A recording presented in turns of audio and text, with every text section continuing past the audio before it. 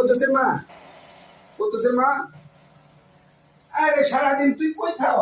তাহলে তো কিছুই পাই না। কাম শেষ হয়েছে কে? এখন কি করলি? ঘোরা রান্না করছ?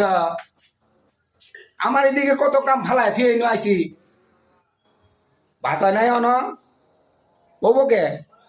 তোরা খাই দেয় শুয়ে থাক, আমার দিলে দিবি, না দিলে নাই। কিন্তু আমার তো চতুর্দিক দিয়ে ভেজাল, এই ভেজাল তো সারণ লাগে।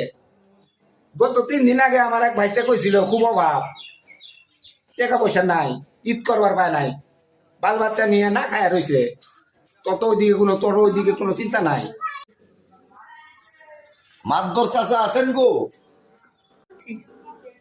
চাচা কিনে হামালাইকুম চাচা, তোমার কাছে আসলাম চাচা। থাক থাক তোমার হাতে টাকা পয়সা নাই, আচ্ছা কই দিন থেকে অভাব। সকাল থেকে পুনঃ এটা কান্নাকাটি করতেছে। বাবা কাইন্দো না তো, তুমি তুমি কাইন্দো না, সব ব্যবস্থা হয়ে যাবো। আল্লাহর উপর ভরসা রাখো। কও এখন তোমার কি হয়েছে বাবা, কও তো। ছেলেটার সামনে পরীক্ষা, আচ্ছা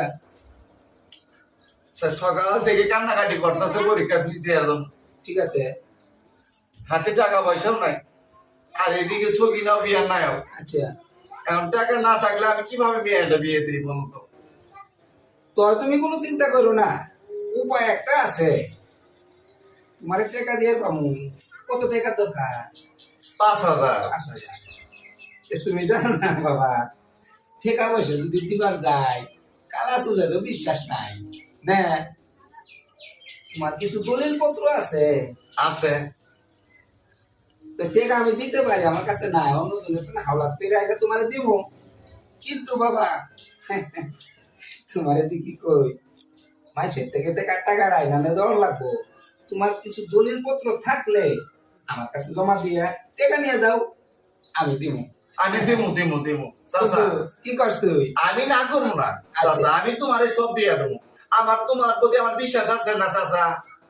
তো ভাইস্তে, তোমার কাগজপত্র গুলা তুমি আমার কাছে আনো। আমি সন্ধ্যায় আনি। আচ্ছা ঠিক আছে, আমার টাকা দিয়ে দিই। আচ্ছা তুমি চিন্তা করো না, যাও তাড়াতাড়ি দলিল নিয়ে আসো। দেখো আমার কাছে এমনি এমনি টাকা যা বাড়াইছে। এই কদ্দুসের মা, এমনি এমনি বলে টাকা দে মানছে।